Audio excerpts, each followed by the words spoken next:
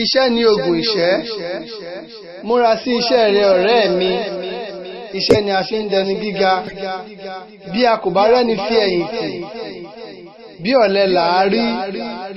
Bí a kò bá rẹ́ni gbẹ́kẹ̀lé, atẹramọ́ iṣẹ́ ẹni. Ìyá rẹ lè lówó lọ́wọ́, bàbá rẹ sì lè lẹ́ṣin léèkàn.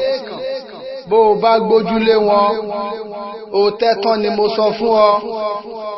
Ohun tí a kò bá jìyà fún kì í lè tọ́jọ́ rárá. Ohun a bá fara ṣiṣẹ́ fún ní pẹ́ lọ́wọ́ ẹni.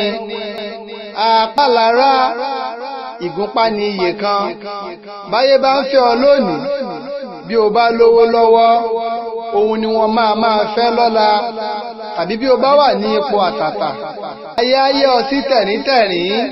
Jẹ́ kí o dẹni tí ń rágó, kí o rí bí ayé ti ń yín mú sí ọ.